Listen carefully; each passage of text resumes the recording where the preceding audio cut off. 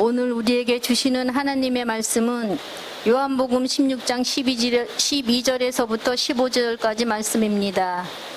내가 아직도 너희에게 이를 것이 많으나 지금은 너희가 감당하지 못하리라. 그러나 진리의 성령이 오시면 그가 너희를 모든 진리 가운데로 인도하시리니 그가 스스로 말하지 않고 오직 들은 것을 말하며 장래 일을 너희에게 알리시리라.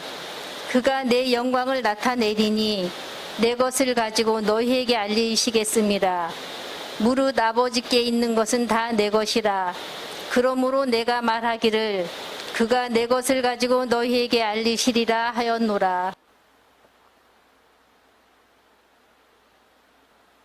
성령님은 인격으로 우리 가운데 오셨고 그렇게 역사하고 계십니다. 따라서 성령님의 인격을 무시한 채 그분은 단지 우리가 원하는 어떤 은사를 주시는 수단으로만 여기거나 반대로 그분을 건너뛰고 곧장 하나님을 믿을 수 있다고 생각한다면 우리는 분명하게 말할 수 있는 것이 영적으로 그리고 육적으로나 분명하게 하나님의 뜻에서 벗어났다는 것을 알 수 있습니다. 따라서 우리는 성령님께서 우리에게 인격적으로 역사하시면서 행하시는 모든 일을 믿음으로 잘 받아들여야만 할 것입니다. 성령님께서 우리에게 분명히 말씀하시고 그분의 그 뜻 가운데로 우리를 이끌어 가시는데도 불구하고 그분의 말씀을 들었을 때 우리가 원하는 대로 해석하고 우리가 원하는 방향이 아니다 싶으면 그분의 인도하심을 거절할 때 우리는 하나님께로 나아갈 수 없게 됩니다. 따라서 성령님께서 기록된 말씀을 통해서 우리에게 깨달음을 주실 때 우리는 믿음으로 순종하며 그분께서 하시는 그 일을 신실하게 따라야만 할 것입니다. 성령님께서 역사하시면 어떠한 일이 벌어지는가, 어떠한 일이 일어나는가에 대해서는 우리가 지난 주일에 분명히 살펴봤습니다. 대표적인 두 가지 경우 다시 한번 확인해 볼 필요가 있습니다. 예수님께서는 당신 자신을 가리켜서 진리라고 말씀하셨습니다. 요한복음 14장 6절의 이 말씀은 단지 그분이 하나님께로 나아갈 수 있는 생명과 진리이자 길이라는 것만을 의미하지 않습니다. 그분이 곧 진리이기 때문에 그분을 아는 것 외에 어떠한 것으로도 하나님께 나아갈 수 없다는 것을 분명히 말씀하고 계십니다. 따라서 성령님께서 모든 진리 가운데로 우리를 인도하신다는 것은 첫 번째로 우리를 예수님께로 인도한다는 것을 알 수 있습니다. 단지 예수님께로만 인도한다고 해서 무엇이 달라질까요? 그 다음부터 실제적인 일이 일어납니다.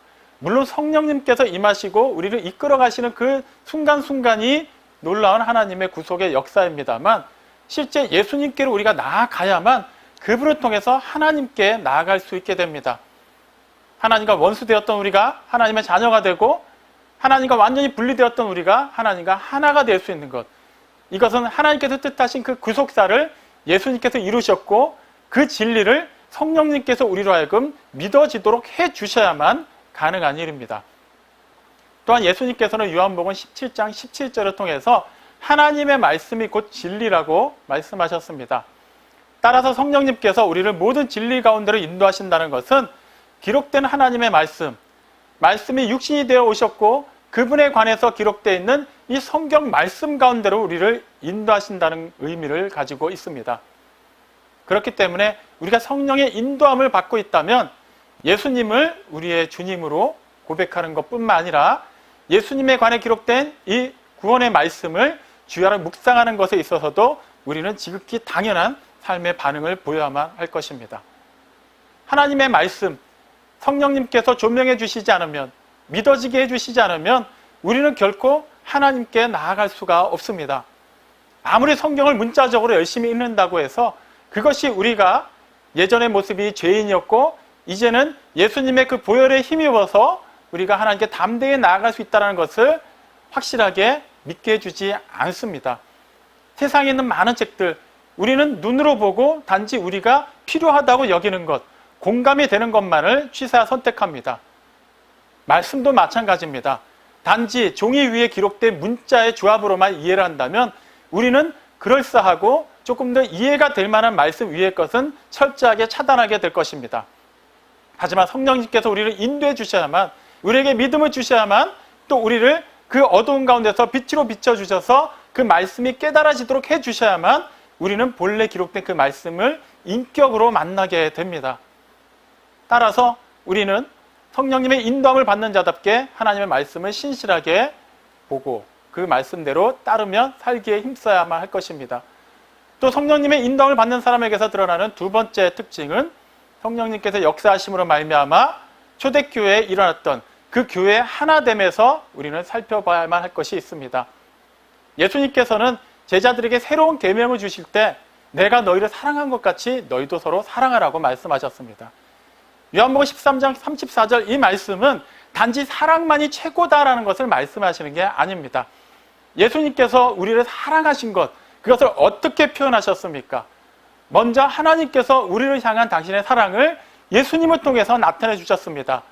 우리를 죄 가운데 그대로 두지 아니하시고 우리를 구원하시기 위해서 아무 죄가 없는 당신의 아들을 세상에 보내주셨습니다. 그리고 그분의 모든 것이 하나님께 올려드릴 때 그 가운데 우리의 죄도 다 포함됨으로 말미암아 하나님께서 우리에게서 구하시는 그 죄의 값이 완전히 해결되었습니다. 우리를 사랑하신 주님의 그 사랑, 그 헌신, 그것은 결국 우리를 하나님과 하나 되게 하기 위한 사랑이었습니다. 그렇게 말씀하십니다. 내가 너희를 하나님과 하나 되게 하기 위해서 사랑한 것 같이 너희도 서로 사랑하라. 예수님을 머리로 하여서 각 지체로 부름받아 한 몸을 이룬 우리 믿음의 공동체는 이 말씀을 따라서 하나 되기 위해 힘써야만 합니다. 이것은 막연한 종교 대통합을 얘기하는 것이 아닙니다. 하나님을 아버지라 부르는 사람, 예수님을 구세주로 영접한 사람, 성령님을 보혜사라고 담대하게 고백할 수 있는 사람, 그 사람들의 모임, 성도라 부름받은 그 믿음의 공동체 안에서 하나됨을 의미하는 것입니다. 나와 다른 것이 중요한 것이 아니라 다름에도 불구하고 하나님께서 그 사람도 나도 구원하셨다는 것을 아는 사람, 그 사실을 알고 그 진리에 입각하여서 사랑할 줄 아는 사람, 그 사람이 바로 진리 가운데로 인도함 받는 성령님의 사람입니다. 이상의 내용은 지난 주일날 우리가 살펴본 내용입니다. 자, 이것을 바탕으로 해서 우리는 조금 더 점층적으로 지경을 넓혀갈 필요가 있습니다.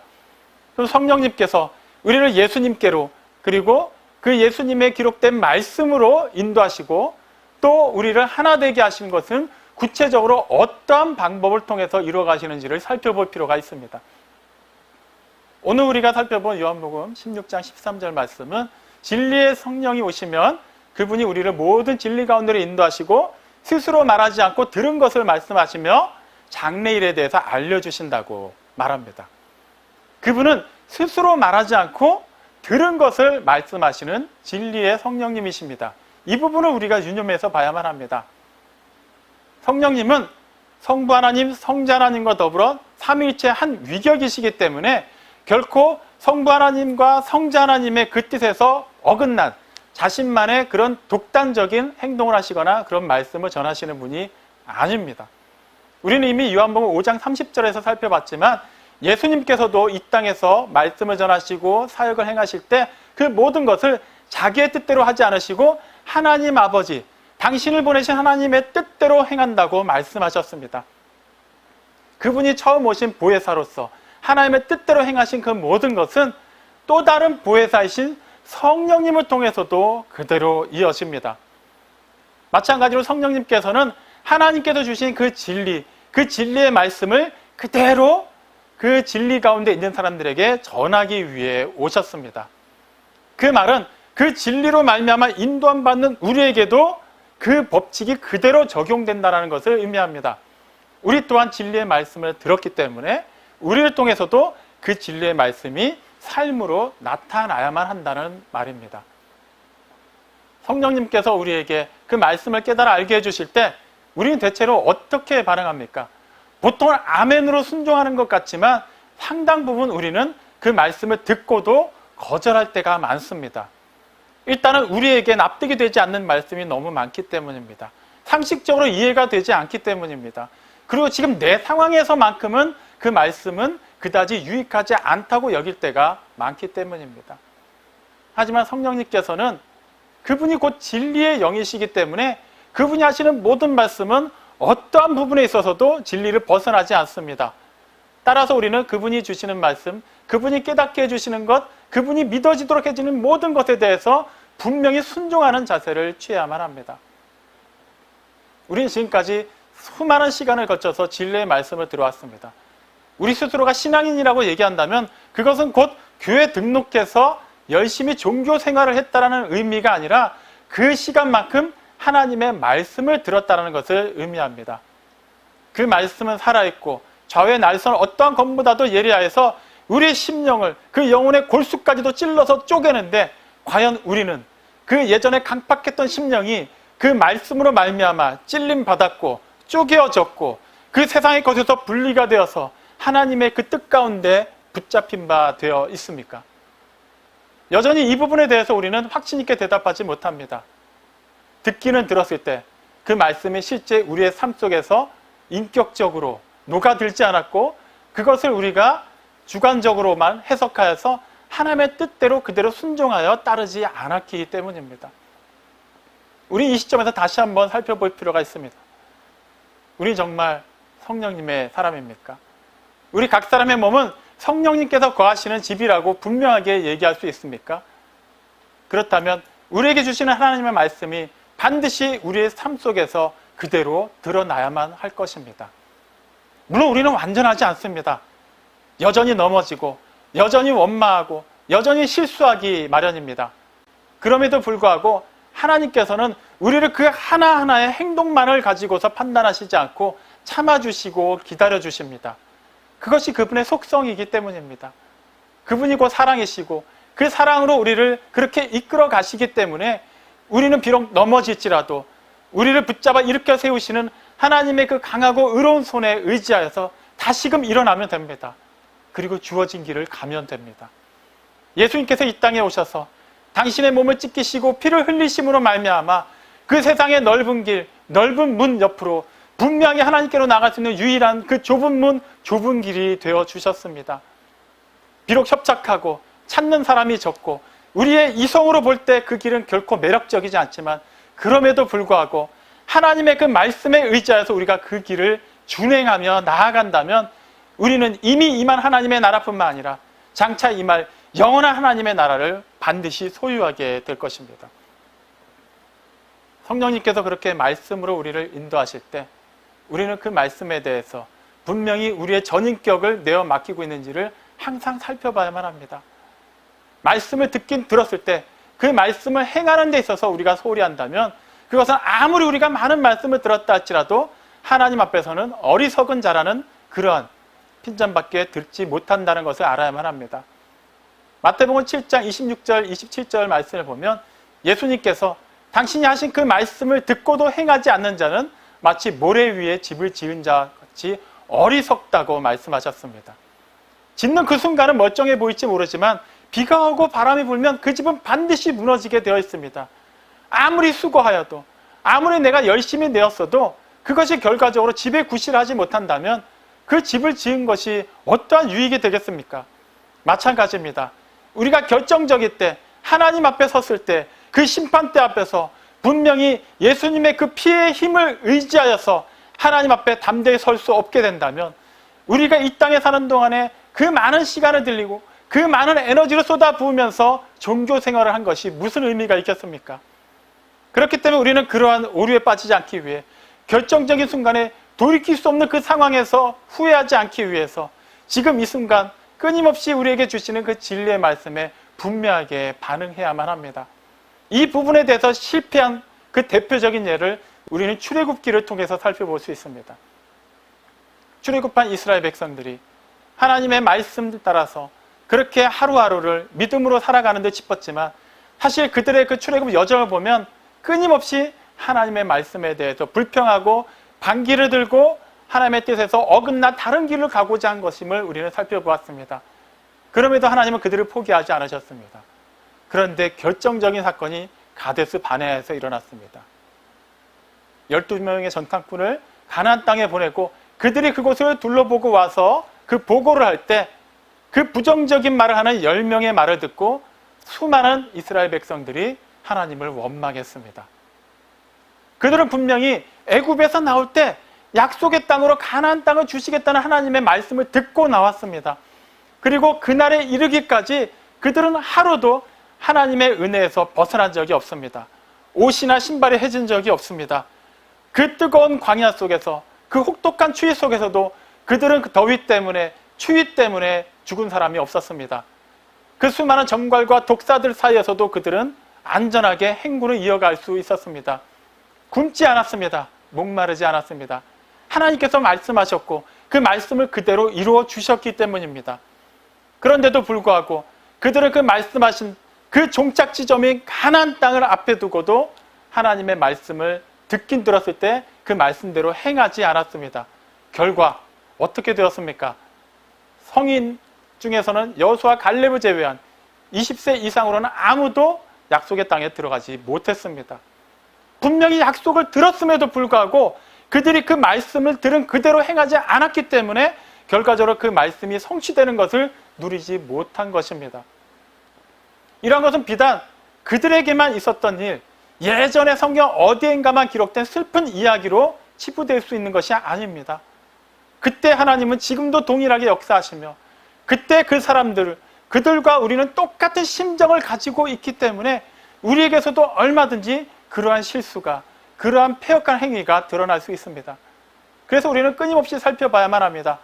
성령님께서 우리에게 그 진리의 말씀을 주실 때 우리는 그 말씀에 어떻게 반응하고 있는지 말입니다. 로마서 4장 18절 말씀을 보면 아브라함은 바랄 수 없는 가운데 바라였고 믿었다고 말합니다. 무슨 말입니까? 그는 물리적으로 자손을 둘 수 없는 그런 나이 많은 노인이었습니다. 그는 그저 자신의 고향에서 남은 여생을 그냥 자기가 하던 원래 그 일, 그 가족들과 더불어서 사는 것, 그것만이 소망이었는데 그를 하나님께서 불러내어서 큰 민족을 약속하셨습니다. 그게 가능한 얘기입니까? 바랄 수도 없는 일이고 그냥 상식적으로도 말이 안 되는 얘기입니다. 그런데 그는 그걸 바라였고 믿었고 실제 그에게는 약속의 자손이 주어졌고 그는 믿음의 조상이 되었습니다. 어떻게 그게 가능했습니까? 그에게 그 약속의 말씀을 주신 하나님을 신뢰했기 때문입니다. 그는 그 말씀을 듣고 확률상 가능성이 높다고 생각해서 그 길을 택하지 않았습니다. 확률상 제로였습니다.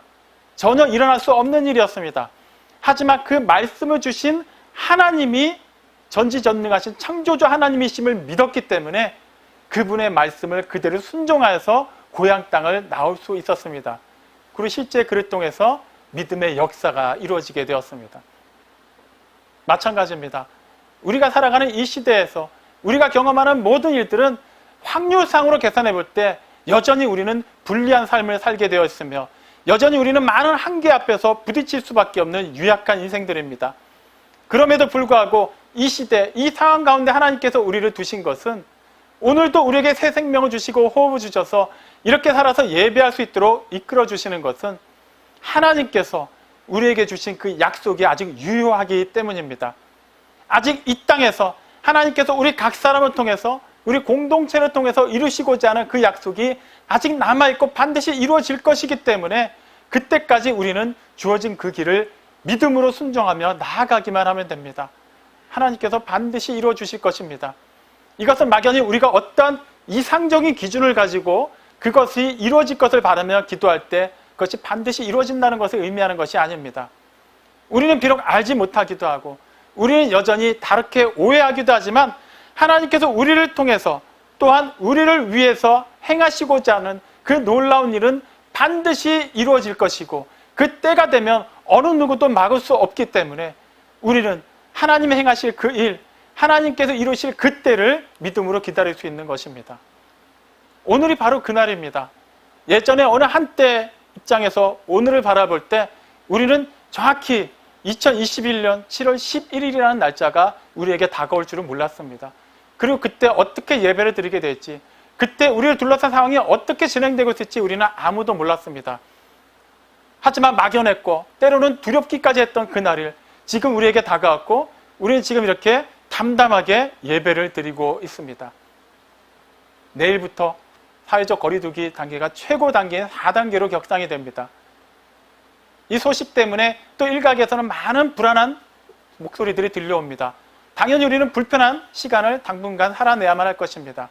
그럼에도 불구하고 지금 당장 그 막연한 2주간의 시간, 그 이후에 또 다른 어떠한 거리두기 단계가 우리에게 주어질지는 알 수 없지만 그럼에도 불구하고 우리는 분명히 알 수 있습니다. 지금까지도 하나님께서 우리로 하여금 이 시간을 넉넉히 감당할 수 있도록 새 힘을 주셨고 믿음을 주셨습니다.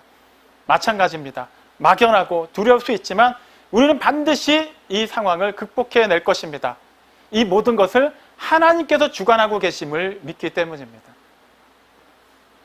말씀이 육신이 되어서 세상에 오셨지만 사람들이 왜 그 주님을 자신의 주님으로 인정하지 않았습니까? 그분의 그 진리의 말씀을 들으려 하지 않았기 때문입니다. 요한복음 1장 10절에 보면 예수님께서 당신이 지은 세상 가운데 계셨고 세상에 있는 모든 사람들은 그분으로 말미암아 지음받았음에도 불구하고 그들이 그 주님을 알지 못했다고 기록하고 있습니다. 왜 알지 못했을까요? 그분의 말씀을 듣지 않았기 때문입니다. 누구보다도 당시에 하나님을 가장 잘한다고 말했던 그 종교 지도자들, 그들은 예수님의 말씀을 들을 때 오히려 그 말씀을 가지고 논쟁거리의 주제로 삼았지 그것을 믿음으로 받아들이고 그것을 통해서 하나님께 나아가려 하지 않았습니다. 그들은 듣지 않았기 때문에 예수님을 구세주로 영접할 수 없었습니다. 수많은 사람들이 예수님의 말씀을 듣기 위해 모였지만 그들이 실제 원했던 것은 예수님을 통한 표적이었지 말씀이 아니었습니다. 그렇기 때문에 그 많은 유대인들 갈릴리 사람들이 예수님의 말씀을 들었음에도 불구하고 결정적일 때 그분을 십자가에 못 박으라고 소리치는 폭도로 변하는 것을 우리는 보았습니다. 그들의 모습이 이 시대를 살아가는 우리의 모습과 과연 얼마나 다른지를 우리는 확인해 볼 필요가 있습니다. 그 시대에 살았다면 나는 그렇지 않았다고 자신 있게 말할 수 있을까요? 그렇게 진짜 말할 수 있다면 우리는 지금 이 시대를 살아가면서 하나님께서 주신 그 진리의 말씀에서 한치도 벗어나지 않고 그 뜻대로 살아내는 사람일 때만 그렇게 말할 수 있을 것입니다. 여전히 우리는 실패합니다. 여전히 넘어지고 여전히 의심합니다. 우리도 그들과 똑같은 사람들입니다. 그럼에도 우리에게 소망이 있는 것은 그러한 우리의 단면만을 봤을 때 우리는 결코 소망이 없고 하나님께 나아갈 수 없고 하나님의 자녀라 부름받을 수 없지만 요한복음 1장 12절 말씀처럼 영접하는 자, 그 이름을 믿는 자로서 하나님의 자녀가 되는 권세를 얻을 수 있기 때문입니다. 우리의 모습 그대로만 판단하면 우리는 하나님의 자녀라고 말할 수 없습니다.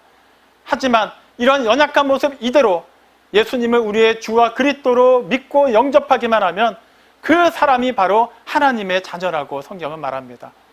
문 밖에 서서 문을 두드리고 계시는 주님의 음성을 들었을 때 그것을 듣고 끝내는 것이 아니라 문을 열어서 그분을 모셔드리고 그분과 더불어서 동행하고 교통하고 상호 내주하는 사람, 그 사람이 바로 하나님의 사람입니다. 진리의 말씀을 들었고 그 말씀대로 우리가 실제로 삶을 살아낸다면 우리는 분명히 하나님께서 주신 그 놀라운 복을 향유하는 그런 복된 자가 될 것입니다.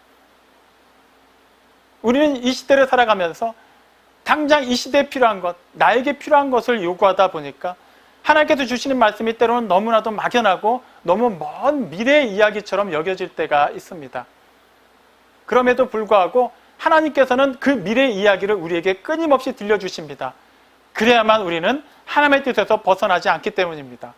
이 부분을 자세히 살펴볼 필요가 있습니다. 정말 우리가 주님의 말씀을 계속해서 인격적으로 받아들이고 있다면 이 험한 시대, 전례 없는 이 팬데믹 시대를 살아가는 우리의 심정이 어떠한지를 다시 한번 확인해 보시기 바랍니다. 지금 우리는 두려움 가운데 있습니까? 불안한 가운데 있습니까? 아니면 평안 가운데 있습니까?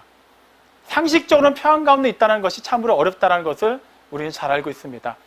하지만 계속해서 살펴보고 있는 이 요한복음 16장 말씀은 지금 평안한 가운데 있는 제자들에게 주신 말씀이 아니라 그 어느 때보다도 불안함과 상실감이 가득한 제자들에게 주신 말씀이라는 것을 상기해 본다면 그 어느 때보다도 불안하고 불편한 이 시대를 살아가는 우리에게 이 말씀이 시사하는 바가 참으로 크다는 것을 알 수 있습니다. 하나님께서 우리에게 주시는 마음이 어떤 마음입니까? 예레미야 29장 12절은 분명히 얘기합니다. 평안이며 재앙이 아닙니다. 우리에게 미래와 희망을 주시는 것이 하나님의 생각이라고 말합니다. 하나님의 생각, 우리가 원하는 것은 지금 당장 우리에게 희망이 아니라 우리가 실제 손으로 잡고 체험할 수 있는 그런 희망적인 상황을 얘기하고 있지만 하나님께서는 우리에게 그 미래와 희망을 주실 것이라고 말씀하십니다. 당장 우리가 주어진 것이 아니면 우리는 이 절망적인 상황에서 결코 평안을 누리지 못하지만 하나님께서는 장차 주어질 그것, 이미 임하였지만 아직 완성되지 않은 그것이 우리에게 분명히 다가옴으로 말미암아 우리에게는 평안이 임할 것이라고 얘기합니다. 어떻게 이게 가능할까요? 요한일서 4장 18절을 분명히 얘기합니다. 온전한 사랑은 두려움을 내어 쫓는다고 말이죠. 진리의 성령님이 우리를 진리 가운데로 인도하시면 하나님이 세상을 이처럼 사랑하셔서 독생자를 주신 것을 우리는 알게 됩니다. 하나님이 이 세상에 있는 우리를 사랑하고 계신다는 것을 안다면 당신의 아들을, 아무 죄 없는 아들을 우리를 구원하기 위해서 아낌없이 내어주신 분이 바로 하나님이시며 그 사랑이 하나님의 온전한 사랑이라는 것을 안다면 우리가 어떤 상황에 놓였을지라도 우리가 어떻게 두려워할 수 있겠습니까? 당장은 두려움이 있고 당장은 불편함이 있지만 우리는 그것에 지배받지 않습니다. 비록 우리는 그것 때문에 영향은 받을 수 있지만 그것이 우리의 궁극적인 삶을 이끌어가지 못합니다. 하나님의 그 평안과 그 미래와 희망이 반드시 우리에게 다가올 것이기 때문입니다. 그런 맥락에서 우리는 진리의 성령님께서 스스로 말씀하지 않으시고 들은 것을 말씀하시며 장래일을 알려주신다는 것을 다시 한번 깊이 살펴볼 필요가 있습니다. 우리 지금 당장 우리가 원하는 그 말씀을 하나님께 요구하고 있는데 하나님께서는 지금 당장 우리에게 필요한 말씀보다는 조금 막연하게 먼 미래의 이야기를 하시는 것 같습니다. 장래일, 우리는 이것을 막연하게 그냥 이 팬데믹은 분명히 종식될 것입니다. 이렇게 해석하는 것으로 이해해서는 안 됩니다. 아무도 모릅니다. 언제 어떻게 종식될지, 그 이후에 또 다른 어떠한 문제가 우리 앞에 놓여지게 될지 우리는 모릅니다. 하지만 분명한 것은 그 장래일, 우리는 이 땅에 사는 동안의 1, 2년 후의 일이 아니라 영원한 하나님의 나라, 하나님의 시간을 고려하면서 그곳에 속해서 사는 믿음의 사람들이라는 것입니다. 성령님께서는 그것을 우리에게 알려주십니다. 어린 시절 소풍 갈 때 기억들 다 가지고 계실 겁니다. 소풍 당일 날이 가장 기쁜 것 같지만 실제 우리의 가슴을 가장 설레게 했던 날은 소풍 가기 전날이었습니다. 그 다음날 비가 올지 안 올지 그것 때문에 계속해서 일기예보를 확인해야만 했고 소풍 갈 때 필요한 것들을 계속 몇 번이나 확인해야만 했고 그리고 설레어서 잠을 이루지 못했던 것. 그래서 소풍 당일이 아니라 가기 전날이었습니다. 그러한 설렘이 있었고 그러한 준비가 있었기 때문에 우리 소풍을 즐겁게 다녀올 수가 있었습니다. 마찬가지입니다. 우리에게 장래를 알려주시는 성령님께서는 막연하게 이 시대, 이때를 참으라고 말씀하시는 것이 아니라 장차 우리에게 도래할 그 크고 놀라운 그 영광스러운 날을 소망하게 하심으로 말미암아 그 날을 오늘 기쁨 가운데 감격 가운데 준비할 수 있도록 허락해 주시는 것입니다. 오늘이 우리에게 기쁨과 감격이 있는 것은 어제가 그만큼 충실하고 성실하게 하나님께 드려졌기 때문입니다. 오늘의 그 성실한 하루하루 그 순간순간이 내일을 바라보게 합니다. 우리에게 오늘 이 예배는 어떻습니까? 우리가 정말 이 예배를 사모하고 이 예배 가운데 우리의 전인격이 녹아들고 있다면 그것은 이 오늘을 위해서 어제 우리가 그만큼 성실하게 하나님의 말씀 앞에 준비되었기 때문일 것입니다. 또한 그만큼 우리가 바로 서 있기 때문에 우리는 다가올 내일에 대해서도 내일 당장 4단계가 격상이 된다 하더라도 그 자체로 말미암아 흔들리지 아니하고 주어진 그 시간 또한 하나님의 은혜 안에서 담담하게 맞아들일 수 있는 그런 믿음의 사람들이 되는 것입니다. 건물을 높이 쌓으려 하면 할수록 그만큼 땅을 깊이 파는 것처럼 우리 앞에 놓여져 있는 그 일이 그만큼 더 원대하고 그만큼 더 아름답고 향기가 나는 일일수록 우리는 오늘을 더 성실하고 기대 가운데 살아낼 수 있습니다. 성령님께서 그렇게 우리에게 장래일을 알려주고 계십니다. 우리는 이 땅에 속하여 살지만 이 땅에서의 삶만이 우리의 영원한 것을 규정하지 않습니다. 그렇다고 해서 이 땅에서의 삶을 소홀히 여기라는 얘기가 아닙니다.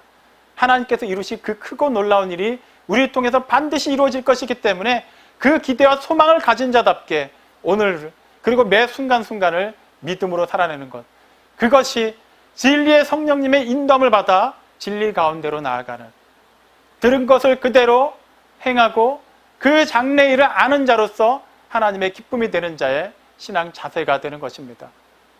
우리는 분명히 택하신 족속이요 왕과 같은 제사장이요 거룩한 나라요 하나님의 소유가 된 백성임을 잊지 마십시오.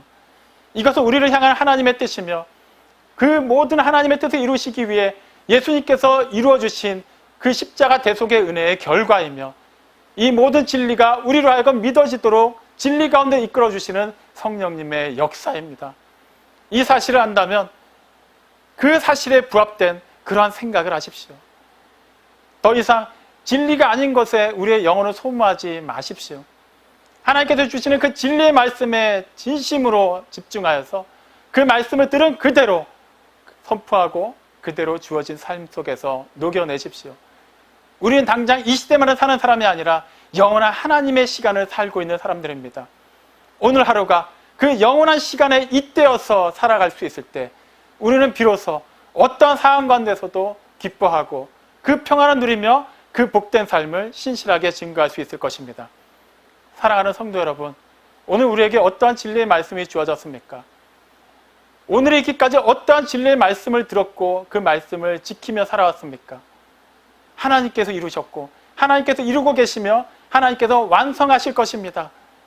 그 놀라운 은혜를 잊지 마십시오. 그 은혜에 힘입어서 지금까지 살아왔고 오늘도 우리는 살아내야만 할 것이며 영원히 그 은혜 가운데서 찬양하는 자가 될 것입니다. 그렇게 지금까지 살아온 그 믿음이 갑절의 영감으로 새로워지기를, 그렇게 주어진 삶을 살아내며 그렇게 세상에서 살아계신 하나님을 신실하게 증거하는 우리 모두가 되기를 주님의 이름으로 축원합니다. 아멘.